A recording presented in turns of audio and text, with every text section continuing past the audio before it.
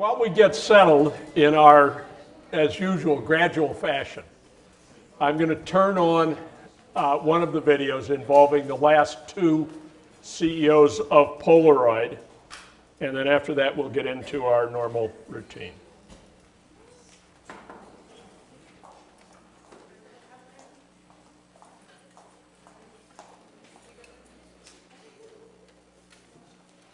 Most people thought that the company needed to change.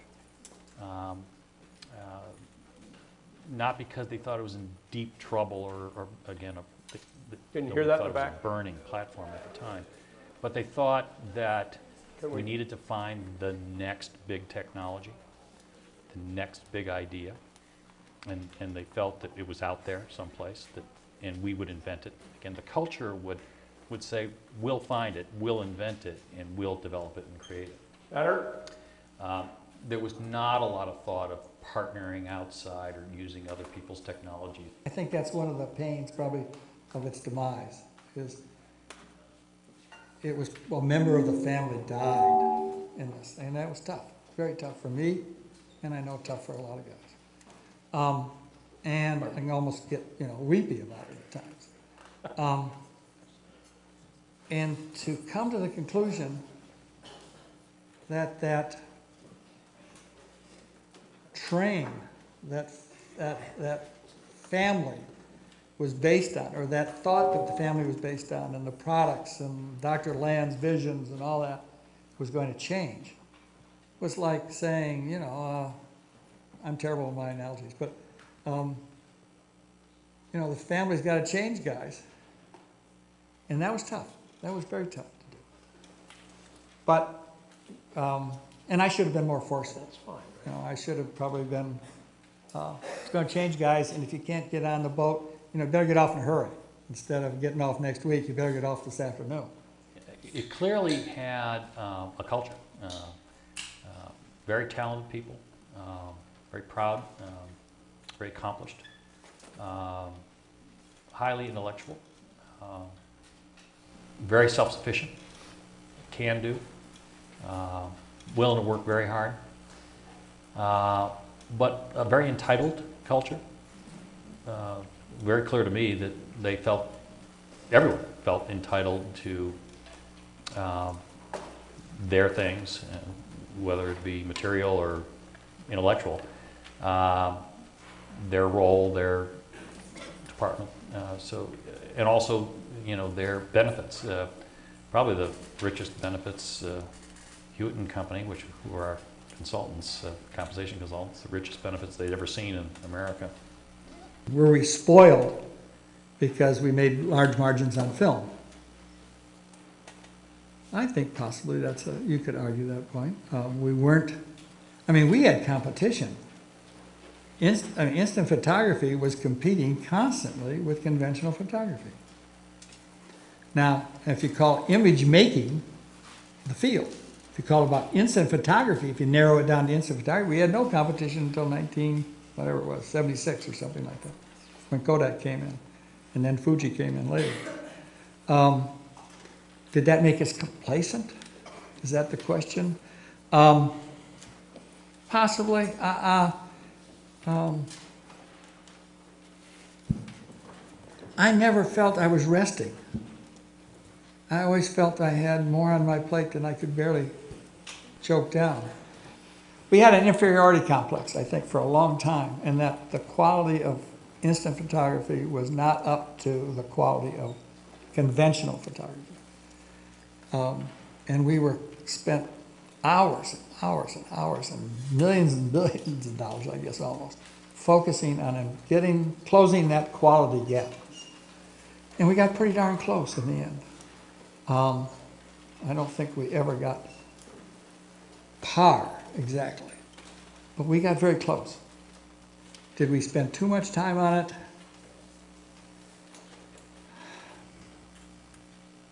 Well, it's, how much time did we spend on trying to be good? I don't know if you can put a value on that. Maybe we did, maybe we did. Dr. Land was obsessed with it. I became infected and was obsessed by it. spent a lot of my lifetime trying to get that product on a level playing field. I think every product has a life cycle. I think every company has a life cycle. I think every human being has a life cycle. I think you have to recognize, part of your job as a CEO is to recognize where you are in that life cycle and not where you wish to be. I think certain members of the board were surely interested in that we spend more of our energy and effort covering the big marketing picture and not be solely influenced by the research and engineering kind of mentality. They wanted us to pay attention more to what the customers were potentially thinking about versus what we thought we had the grand idea and we were going to lay it on them. Which I think historically, you might too simplistically say that that was the origin of the company, was more of the invention of the idea, and then here it is, customer, versus what do you need out there and let us try to provide it to you. We never, I think, had a full concurrence on what marketing meant.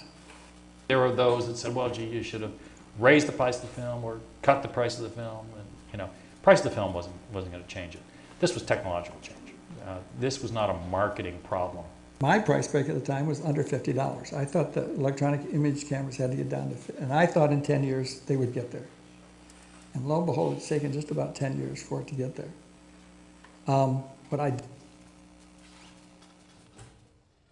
What'd you think of those guys? Do you like them?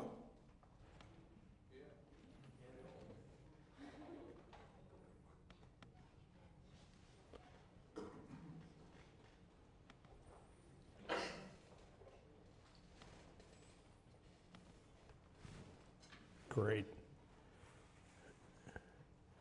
We're going to see part of each slide. Oh, there we go. We've got two cases this week, Polaroid and Enron. There are two cases of dramatic success and then dramatic failure. And in understanding capitalism, think back to everything we've done so far, the idea of abrupt change, of equilibrium always being dislodged, equilibrium always disrupted. The cardiothoracic systems case from the end of last week was exactly such a story, and Polaroid is very much such a story. Enron has a darker cast to it. It entails the darker side of the human soul. And we'll hear about that from Jim Alexander, who lived right through the middle of it on Wednesday. This is a tracing of the sales volume of Polaroid from 1957 until the firm's demise. One of the things that is of interest about this diagram is that the sales at death were not dramatically below their all-time peak. So sales alone don't tell you enough to understand what happened. And this is the stock price. And this is, what are stock prices about? What are the drivers? I'm not asking for anything fancy here. What are the drivers? Yes, back left. Expected future dividends. Okay, expected future earnings. Along with some special sauce having to do with future strategy to maintain share price. Interest rate? And how would interest rates play into this? It's formulaic Okay, but just for those of us who are from Illinois, spell it out a little at a time. Who's from Illinois here? I apologize. Hell, I should have said Indiana. I'm from there. Okay, spell it out for us. A lower interest rate will yield a higher stock price because there will be less of a trade-off between spending today and what you get tomorrow. Well, sort of. Jim, do you want to help with that?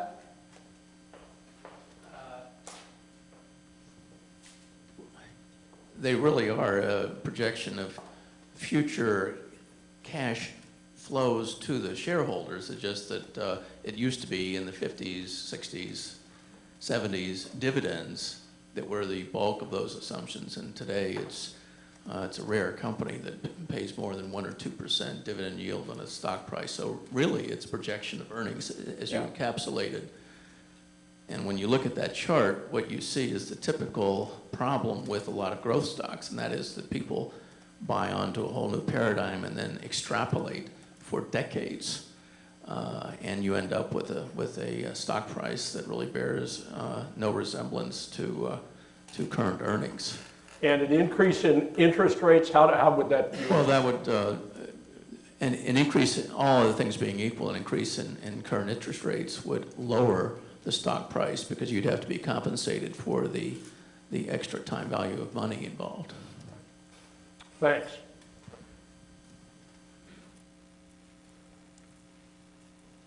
Sales, this is a curve in red that we saw in the first slide, with long-term debt superposed. Sales reads on the left axis and debt reads on the right. Anything learned from that slide?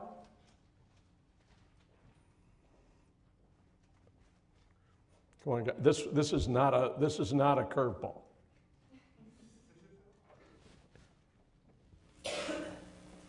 Polaroid didn't have any debt until relatively recently in their life cycle. We pretty much started during the recession in the 1980s. Right. And was the debt likely to be important there toward the end? Well, yeah, because they filed for bankruptcy.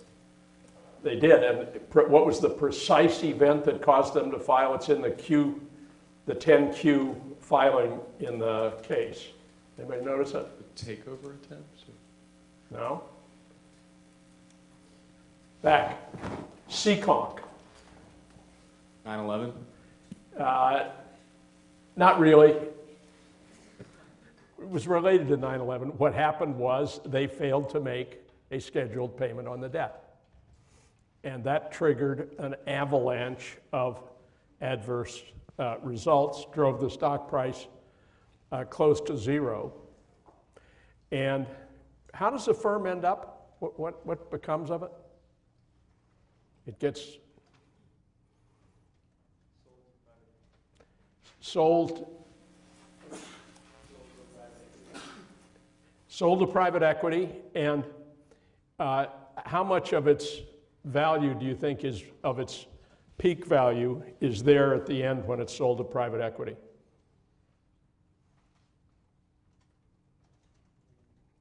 You don't have to give me a number, just give me a little.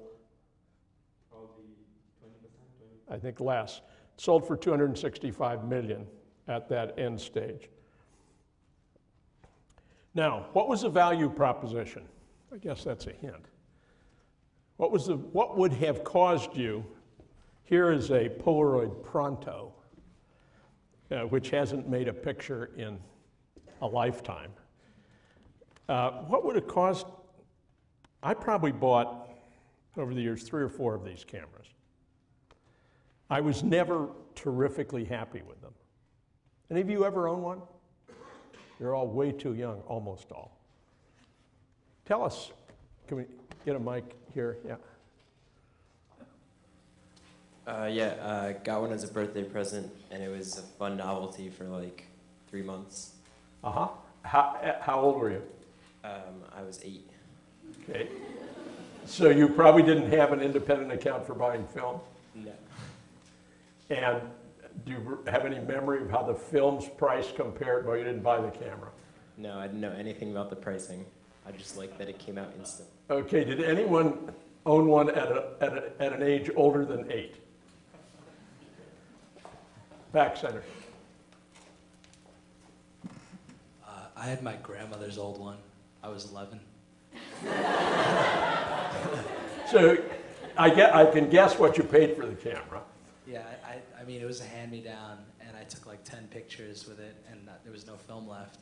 And I asked my mom if we could buy more, and she was like, no, we're just going to get a disposable for you. Okay, so the sales metaphor in the case, anybody remember what analogy do they draw in the marketing strategy? Back there, yes. It was razor and blade. Razor and blade, help us understand that. Yeah, basically, you know, for instance, a company that sells razors, they're not making that much money on the actual price of the razor, and you know, some could argue they could even give that to you.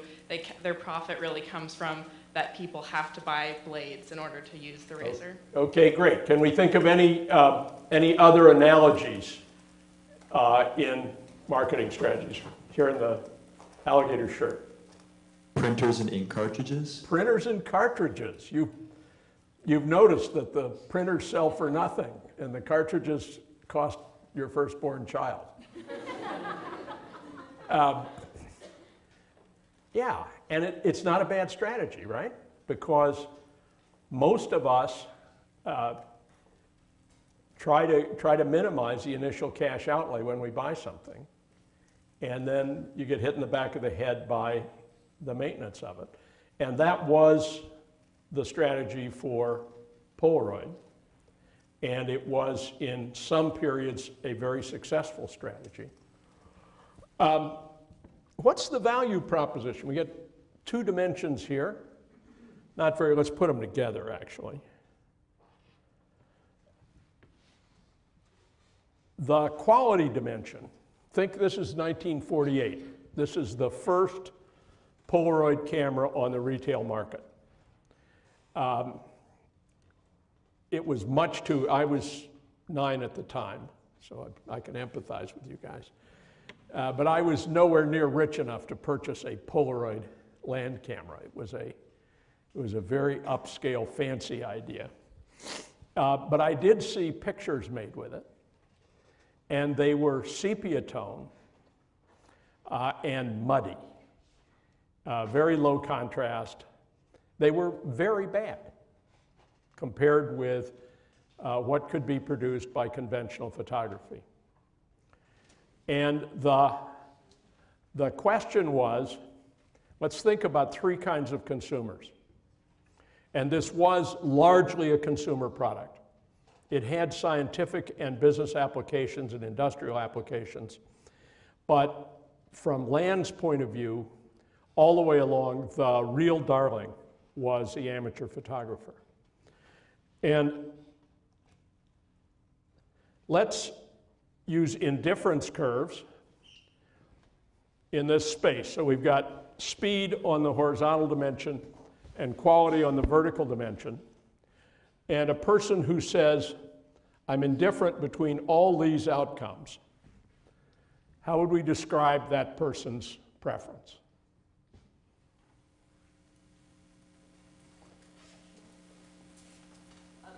Sorry, a professional, if he's indifferent to the speed and is only concerned with quality. I'm unable to locate you. Where are you? Wave. Oh, hi. It would be a professional or perfectionist, right? The model might be Ansel Adams, somebody who makes wonderful pictures and is willing to wait and is virtually indifferent to the time dimension. So that person is trying to climb in this direction, indifference curve over indifference curve. And this person, Tim, what's this person up to? They're trying to go out that way as fast as they can. They're trying to get faster and faster pictures? Yeah, cheap thrills, just like our friend back here when he was 8. All they want is speed. Well, how many customers do you think fit either of these descriptions? A few fit the first description, a few fit the second description, but most are more like this. They have a trade-off, which I've simplified with straight lines. They probably would actually bow in toward the origin, like this. But these people want some combination of speed and quality. And the central drive for the Polaroid land camera from 1948 all the way to the end was to do as well as possible in competing for the business of these people who were trading off the two dimensions. The SX70, which was in some ways the high point of Polaroid's history and in other ways the low point. Anybody remember what was wrong with the SX70? It had battery problems? It had, yeah, do you remember from the case how the battery was related to the thing? Okay. I think Jim Alexander and I are the only people here who ever experienced this. The battery was included in the film pack. And for the first couple of years they made it, about half the batteries were no good. So if you spent a premium for the film pack and the battery wouldn't make the camera run, you were likely to be an unhappy customer. And they had a very high complaint rate about that. Does anybody remember what they did to resolve the battery problem? Back, or yeah, up here, that's fine. They manufacture their own batteries? Yeah, they went into the battery manufacturing business, which is, as we'll see in a minute, it's an integration move where they reduce their reliance on outside suppliers, but create a whole set of new problems for themselves because it turns out it's not very easy to manufacture batteries well. The Polaroid SX70 had gained enormous ground on conventional photography on the quality dimension. It was a lot better than the old Polaroid. But it was still, nobody, drunk or sober, would argue that the pictures produced by the Polaroid SX70 were as good as those produced by a conventional single,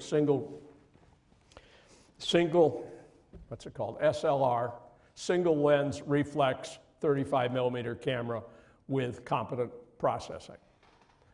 And so they were in a position where they had a deficit on the quality side, which they never actually overcame. They did better and better on picture quality, but they never really got to where they matched conventional photography. I've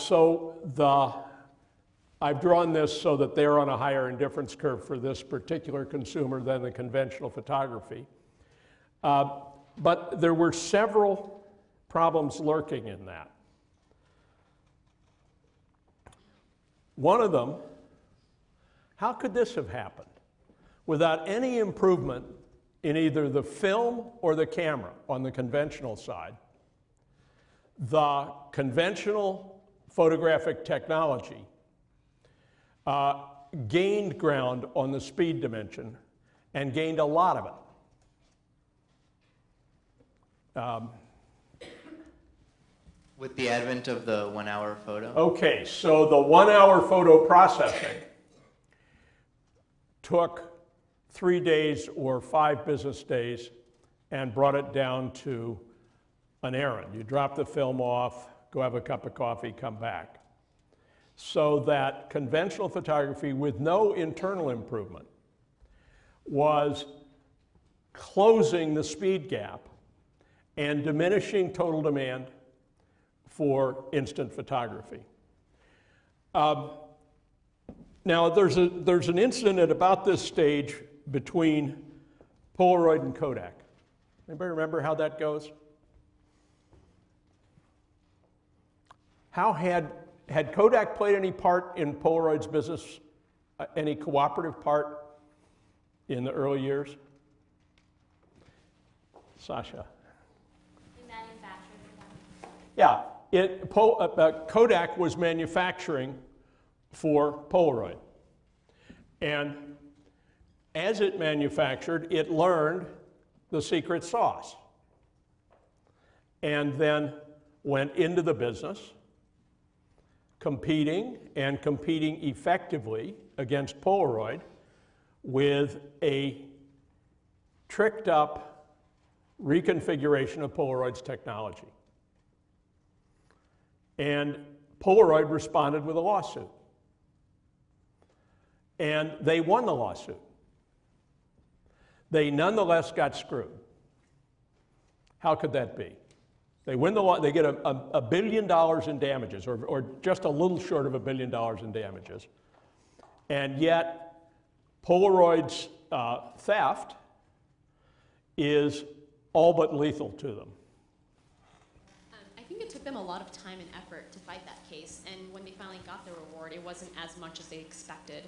And then there was also this comment later that they kind of wished that they had merged with Kodak, and that hadn't even happened either because Kodak had too much of an ego to kind of do that either. Both sides had a lot of ego. Okay, so you got it. What was needed was an immediate intervention. The case went on almost 15 years. And while it was going on, Kodak was eating into the competitive position occupied by Polaroid. There's of course something else going on here, and that's the emergence of digital. And digital photography, with one important asterisk, trumped everything. And it didn't stand still. It traced a path, and it's still on that path, of virtually continuous improvement. A $200 digital camera now is as good as a $10,000 digital camera a decade ago. And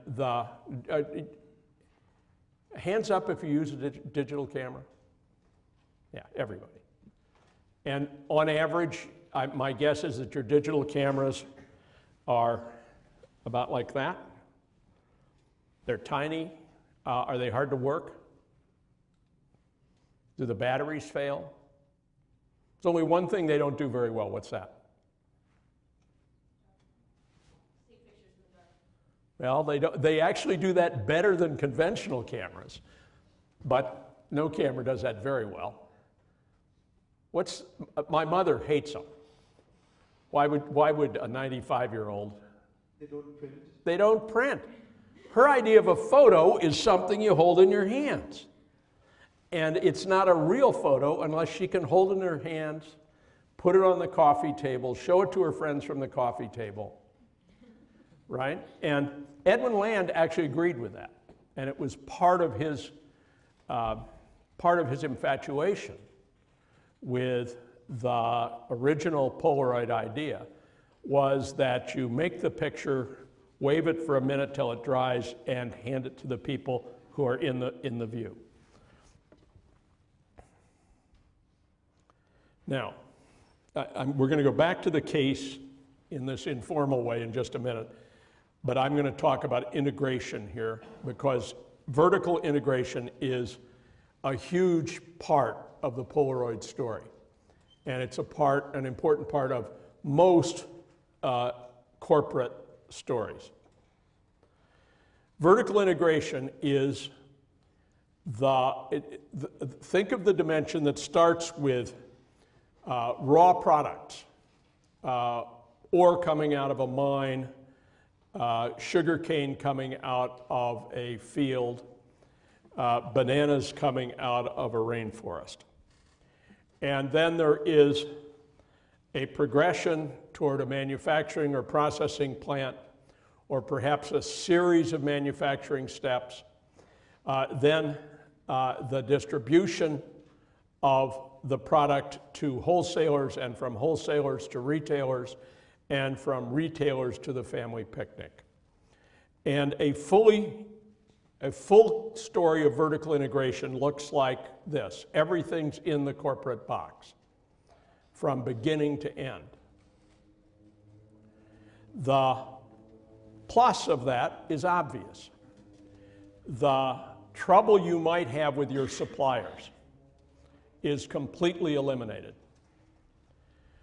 And the ability to direct the details of every step is seemingly unlimited. The downside, there are at least two obvious downsides. One is a lot of companies are good at the front end without being good at the back end. So if they go from the front end, from marketing a retail product, all the way back to the first steps of its production, they may well screw up because it's just not what they do well. That's one difficulty. Another difficulty is governance. The management of a vertically integrated company is a very complicated process. And it tends, as with the railroads we saw a week ago, it tends to bloat the administrative apparatus, make it have many dimensions from top to plant floor, and presents serious challenges. Now, that's only half the story. The other half of vertical integration has to do with ideas. There's what I just talked about has to do with physical stuff, material things. There is also an intellectual track or ideational track, which starts with dreams or ideas drawn on the back of a napkin, and then invokes science and engineering and design and a marketing plan. It is, in effect, the brains behind the lower box. And with Polaroid, you had a fully integrated company. Now, they didn't do mines and fields, but you had a high degree of vertical integration in the ideas process and almost as high a degree of integration in the material process. So you end up there. Now,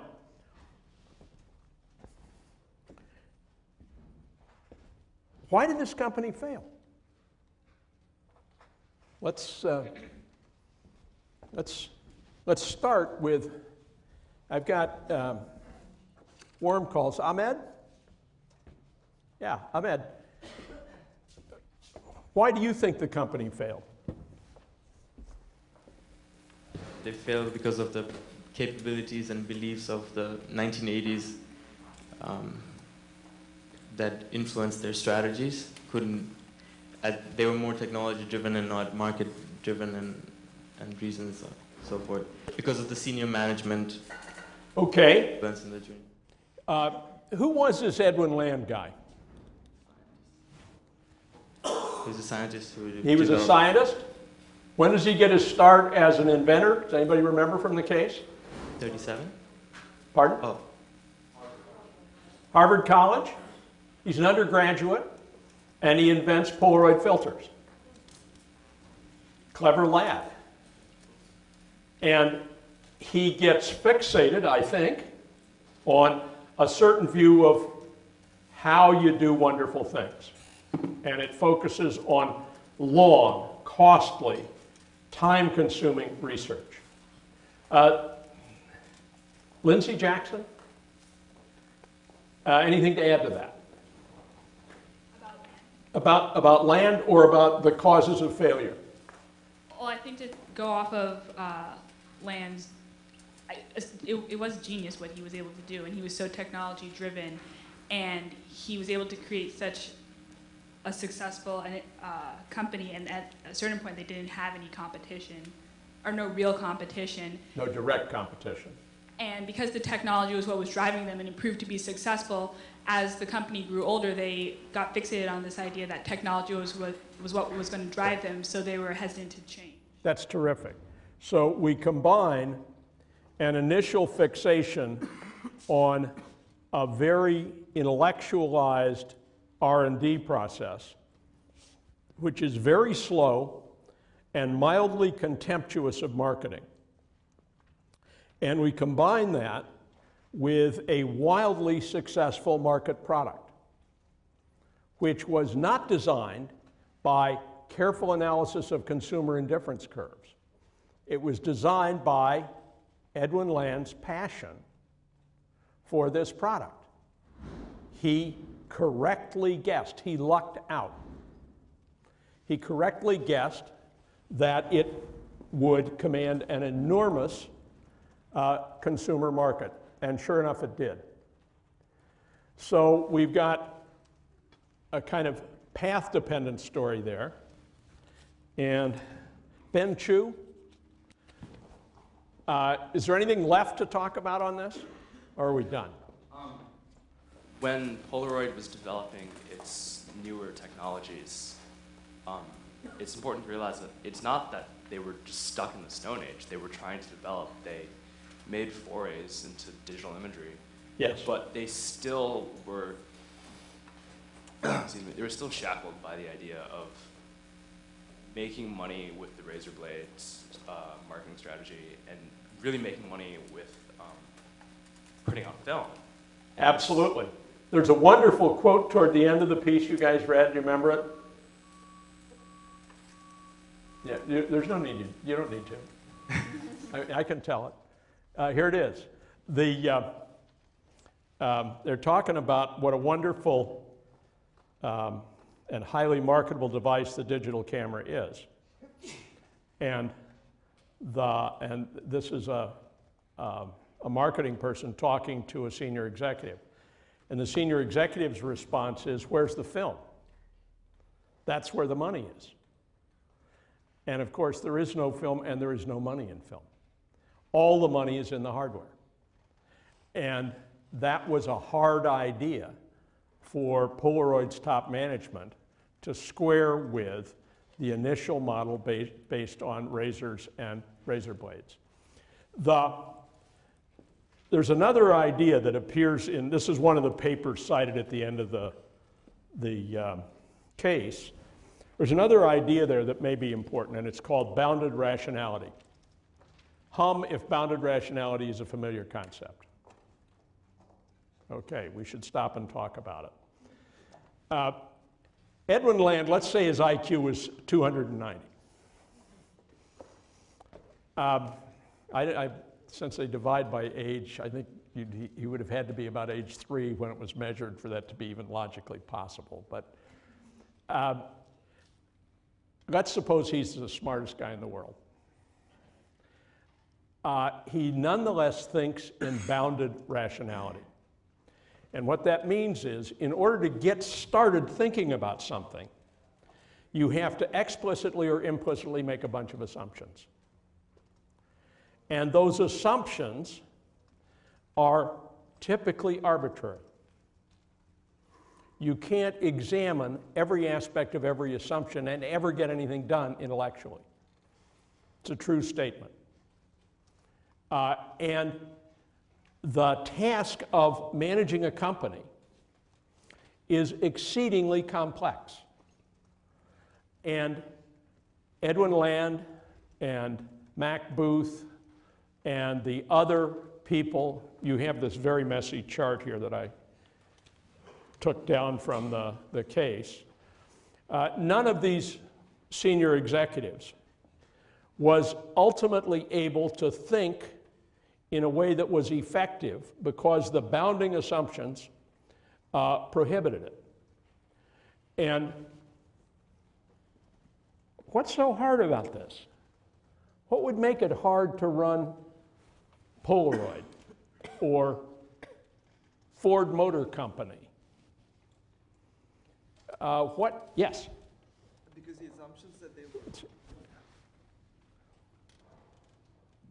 Polaroid, to begin with, was basically a research-driven company, and the assumptions that they were making, the benchmark was that Polaroid is a research-driven company, which in effect was not correct because as the markets were changing, it sapped Polaroid's ability to be nimble and respond to the competition that was there. Okay, great. Is there an analogy in what happened to them in anything about the cardiothoracic systems case? I thought Sharon did a fabulous job of teaching it. And why was it that the two-artery strategy for cardiothoracic systems had to be abandoned? Remember? Some of you said it.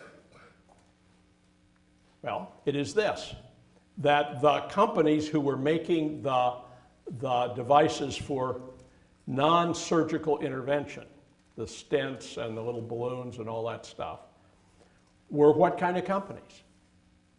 Huge, well-funded companies, which were not going to let somebody come in and take market share without developing a new step of competitive device. And one of the very hard things about running a big company is that you have to be aware of all the other players out there who may be doing something to damage your market. They probably aren't even trying to damage your market. They are probably not even thinking much about you, but instead trying to develop their own boundedly rational idea of their company. And in this case, Polaroid was badly bitten both by 1 hour film processing and by digitals. And in the case of the 1 hour film processing, it wasn't even the processors so much who were in competition with Polaroid, but the conventional film people such as Kodak.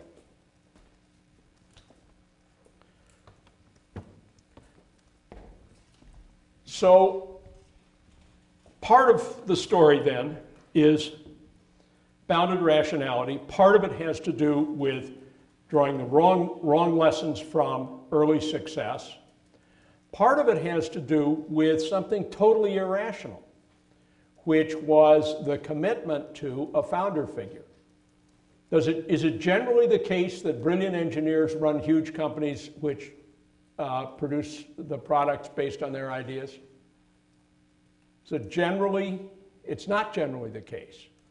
I mean, we can all name cases, but in general, the engineers who create devices are forced out of top management and replaced by people who are general managers. And that's what happened at Polaroid, but it happened too late. It happened much too late. Now, if you were going to save Polaroid, let's say in the 1980s, let's suppose you are Mac Booth, and it's your task to give this company the best chance of preserving its value going into the future, what would you do? Well, what they did do was a hell of a lot of R&D on a long string of projects which failed. Right? Some of them were artistic or engineering successes, but none of them were economic successes. Polar Vision was a disaster. Helios was actually a really good product, but they didn't manage to recoup their investment. What would you have done? Can we have the mic? I'm about to cold call you. You ready? Okay. Okay, I'm actually visiting. Well, I'm going to cold call you anyway. The nice thing is you don't have anything at risk. Okay. Well, you didn't read the case, so that's unfair. Are you? Okay, good. What might you have done to save this company? I really do agree with what Booth said. He said that he would have probably merged with Fuji and kind of used the best aspects of both, because Fuji was moving forward, hopefully in digital, and they were still kind of doing instant photography. Because one of the things that they were still, I think, fixated upon was instant photography, what the founder founded. So it was that kind of cult.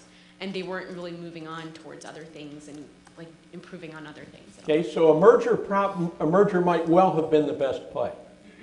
Now, what would make it hard to do? I think it's the culture of the company. It's a whole ego trip thing. They were really proud of what they had achieved, and the vertical integration was part of the reason they were so proud of it. Okay, so part of it is culture. I think that debt of theirs would have weakened their bargaining position. Right. And yes. Rather than merging a company with, I think Polaroid could have done something in lines of what IBM is doing now, become a completely research-based company, cut out their marketing, cut out their consumer processes, and just research for Fuji, research for conduct new research designs for other companies who are in the consumer field. So cut down on your vertical integration. Okay, so that makes a certain kind of sense. Talk a little more and defend the idea. What? Because at the end of the day, the whole company culture was driven towards cutting-edge research.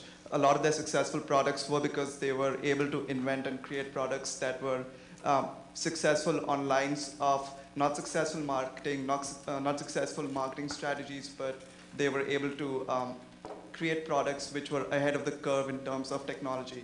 So since the whole market, the industry was moving towards the digital platform, perhaps they could become leaders of developing these technologies which would improve digital products in the future. Okay, that's a very interesting suggestion. Yes? That the merger wouldn't go well because of the vertical integration that Polaroid had in place. They had huge facilities and machines designed for peak times of sales, and these high fixed costs would have been a big problem for Kodak, so I think they wouldn't merge with them. That might well be. I mean, they might have liquidated those through private equity and kept intact the rest. Well, I think they were specialized on the films of Polaroid. Yeah. Okay. Let's turn to Enron now. Enron is another innovation company. Jim, can you come up for just a second? I didn't warn him about this.